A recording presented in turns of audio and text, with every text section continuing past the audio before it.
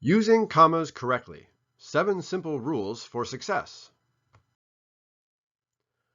Around 300 BC, Aristophanes of Byzantium developed a writing system that utilized different placements of dots to indicate to a reader where pauses occur in a line of text. Aristophanes' dots evolved into modern punctuation, providing us with the comma as we know it today. Over the thousands of years that the comma has existed, its usage has changed and evolved, but one feature of the comma that has remained consistent has been its ability to confuse and annoy writers. Whether you are an elementary school student, a college student, or a working professional, you have probably wondered about whether you are using commas correctly. You may have noticed that different writers and different publications have different rules for using the comma, and you may have come to assume that the rules governing comma usage are so complex and mysterious that correct usage relies entirely on guesswork and intuition. While it is true that the comma is the most intricate and multi-purpose piece of punctuation in written English, the good news is that there are only a handful of rules you need to learn in order to be able to master everything there is to know about using commas correctly. While using commas correctly is not the most important writing skill, writers can usually make themselves understood even when their comma usage is imprecise, feeling confident that you know how to use commas can boost your overall level of self-efficacy as a writer. Moreover, since it is not too hard to learn these rules, improving your comma know-how is low-hanging fruit that anyone looking to improve their writing ability can easily achieve. Basically, there are 7 simple rules that determine whether or not a comma should be used. Most writers already know at least some of these rules, so learning everything you need to know about commas should not be too difficult. I will discuss the 7 rules of comma usage, beginning with the most familiar and moving on to the less well-known rules. 1. Items in a series. One of the most well-known rules is to use commas to separate items in a series. As in these examples, I like oranges, comma, apples, comma, grapes, comma, and bananas. Or, I like running, comma, hiking, comma, and swimming. Please take note of the comma before the final conjunction, which is known as the serial comma. Some styles omit the serial comma, but unless a specific teacher or editor tells you otherwise, you should always use the serial comma. The serial comma is particularly helpful when the items in a series are more than one-word elements, as in the sentence, I like running on roads and beaches, comma, hiking in mountain trails and exotic locations, comma, and swimming in rivers and lakes. Putting a comma between these elements makes it easier for your reader to understand this complicated sentence and break it down into its component chunks. 2. 2 or more coordinate adjectives. Closely related to the rule about putting commas between items in a series is the rule that commas should go between coordinate adjectives. Coordinate adjectives are adjectives that describe the same noun, as in the examples, she is a hairy, comma, friendly kitten, or bananas are a delicious, comma, healthy treat. Coordinate adjectives should be distinguished from cumulative adjectives, which build on one another in a specific order, as in the example, I ate 3 delicious bananas. In this example, there is no comma between the adjectives 3 and delicious because they are locked in to their word order. Are my adjectives coordinate or cumulative? There are 2 simple tests to tell whether your adjectives are coordinate or cumulative. First, you can ask whether the word order of the adjectives can be switched around, and also you can ask if the word and can be placed between the 2 adjectives.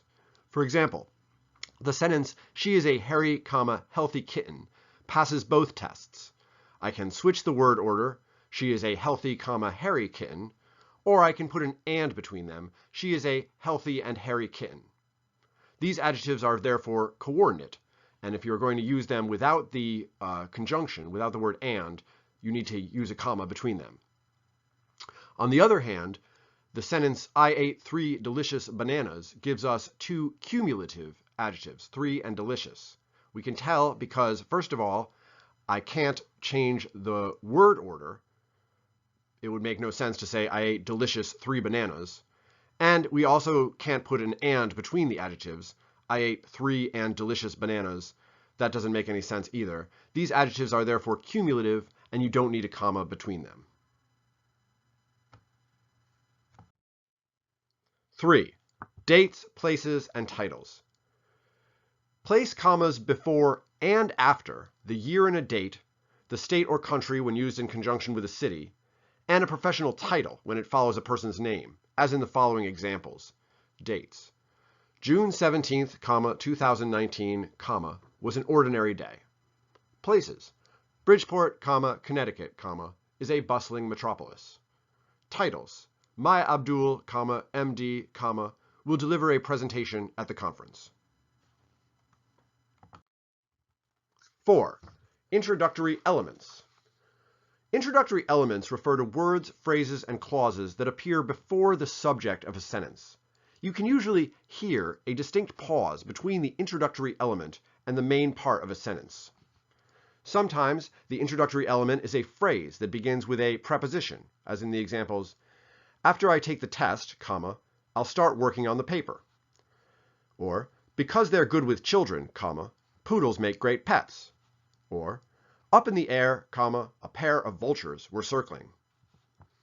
Sometimes the introductory element is a short phrase that begins with a verb, as in the examples, having eaten the whole burger, Alicia sat back in her chair. Or, to get ahead, you have to work hard. And sometimes the introductory element might be a single word or adverb, or even a stock phrase, as in the examples, well, I was really beside myself. Or, sadly, I won't be able to go with you. Or, no, I don't have a napkin.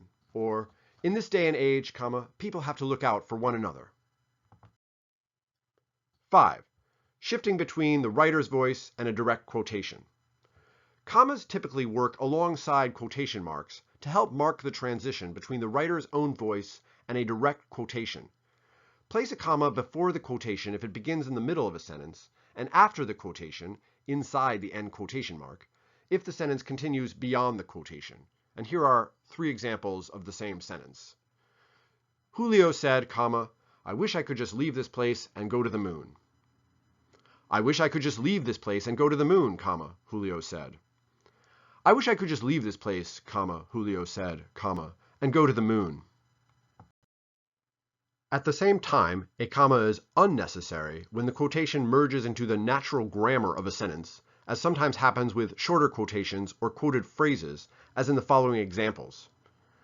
Sarah said we had to, quote, find our own way out, end quote, of the dilemma. Or, my uncle is always reminding me that, quote, a bird in the hand is worth 2 in the bush, end quote. This is a situation where your ear for the way the sentence sounds can help you determine whether or not a comma is necessary. 6. Non-essential elements in a sentence. Commas should be used before and after a non-essential phrase or word in a sentence. Non-essential elements in a sentence can usually be identified by the following features. They can be removed from the sentence altogether and the sentence will still make sense. They tend to disrupt the rhythm of the sentence. Sometimes they can be moved to a different place in the sentence without disrupting the sentence's meaning. Here is a sentence where all of the elements are essential. Kaleem is going to give Fatima a bracelet for her birthday.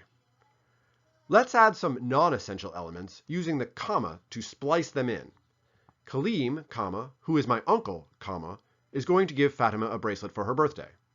Kaleem, however, is going to give Fatima a bracelet for her birthday. Kaleem is going to give Fatima, his wife, a bracelet for her birthday. Kaleem is going to give Fatima a bracelet, one with a hearts and birds pattern, for her birthday. Kaleem is going to give Fatima a bracelet for her birthday, which is next week. Kaleem is going to give Fatima a bracelet, I think, for her birthday. Since these words and phrases can be inserted into and removed from the sentence without affecting the overall architecture or meaning of the sentence, they are considered non-essential and should be set off with commas. 7. Independent clauses linked by a conjunction. An independent clause is part of a long sentence that can stand by itself as a complete sentence. Here's one sentence, Joe is from Ohio, and here's another, he is an electrical engineer. I can put them together into one sentence either by combining the subjects of both sentences into a single subject that serves as the subject for both parts, as in the example, Joe is from Ohio and is an electrical engineer, And in this case, no comma is necessary. But if I keep the subjects of both sentences and simply combine them with a conjunction, and, but, or, etc., then I need to include a comma before the conjunction. Joe is from Ohio, comma, and he is an electrical engineer. Here are some other examples. I want to go to the park, comma, but I get nervous when I see squirrels. Sonia likes to dance, comma, but her boyfriend doesn't. The sun is a giant ball of incandescent plasma, comma, and it is over 4.5 billion years old. Placing a comma between two independent clauses enhances the clarity of a sentence, since it signals to the reader that the sentence is shifting from one complete thought to another. So that's it. 7 steps to comma mastery. It may sound like a lot, but once you start putting these rules into practice in the writing that you do on a regular basis, they will begin to feel intuitive and even reflexive. With your new comma confidence, you will be a savvier editor of your own and other people's writing, as well as a more empowered writer.